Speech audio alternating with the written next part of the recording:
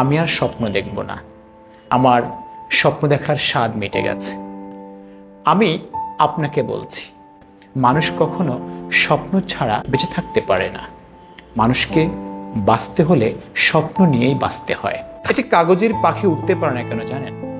তার তো ডানা আছে, পা আছে, পাখির মতো একটি অবয়ব আছে, তারপরও সে উঠতে পারে না। কারণ হয়েছে তার ভিতরে প্রাণ নেই। প্রাণ ছাড়া যেমনিভাবে একটি পাখি উঠতে পারে না, তেমনিভাবে একজন মানুষ কখনো স্বপ্ন ছাড়া বেঁচে থাকতে পারে না। আমরা অনেক স্বপ্ন পূরণ করতে পারি না যোগ্যতা থাকার পরেও।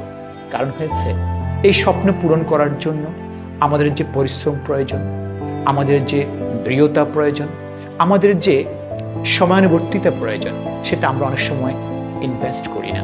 যদি আপনি একটা স্বপ্ন পূরণে ব্যর্থ হয়ে যান, তাহলে আর স্বপ্ন দেখবেন না, এই সিদ্ধান্ত সঠিক নয়।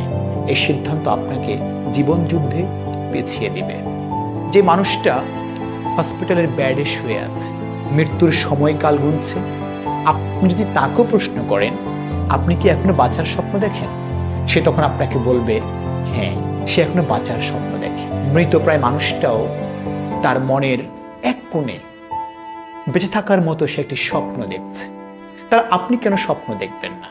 আমি আপনাকে বলছি, অতীতকে আপনি বাদ দিয়ে দেন, জীবনকে নতুন করে সাজিয়ে তুলুন, ভবিষ্যৎ নিয়ে চিন্তা করুন, ভবিষ্যতের স্বপ্নগুলোকে আপনি নতুন করে কাগজে লিপিবদ্ধ করুন। এরপর সেই স্বপ্নগুলো বাস্তবায়ন করার জন্য আপনি চেষ্টা অব্যাহত রাখুন। আমি আপনাকে তা বলবো না যে আপনি চাঁদের দেশে যাবেন, আপনি অনেক বড় হবেন, না। আমি আপনাকে সেরকম অবিশ্বাস্য, অবাস্তবায়নযোগ্য তেমন স্বপ্ন আমি আপনাকে দেখতে বলবো। আপনি আপনাকে জাজ করেন, এরপর আপনি স্বপ্ন দেখেন।